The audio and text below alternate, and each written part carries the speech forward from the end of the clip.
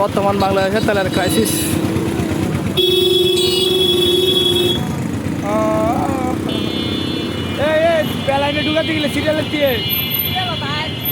সবাই তেল নেওয়ার জন্য দাঁড়িয়েছে। এখন তেলের দাম 200 টাকা 300 টাকা করে হয়তো মনে হয় তেল পাচ্ছে।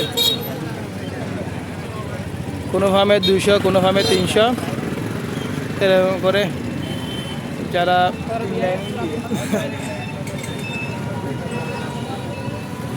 যারা তেল নিতে আগ্রহী সবাই কিন্তু দীর্ঘ সারি লাইনের মধ্যে দাঁড়িয়ে আছে।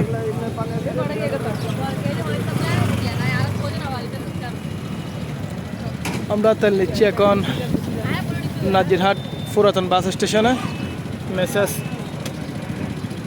মেসেস মোসা অ্যান্ড কোম্পানি থেকে, যেটা গত পরশু দিন আমি নিজেও তেল নিয়েছি। 200 টাকার নিয়েছিলাম, 2টা করে তেল দিচ্ছে।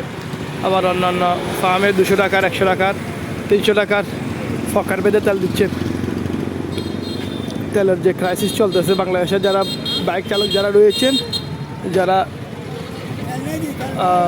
ইয়েতে তেল না পাওয়ায়, সাধারণ যে লোকালভাবে তেল না পাওয়ায় কিন্তু পেট্রোল পাম্পে জাম কিন্তু দীর্ঘ সারি হয়েছে।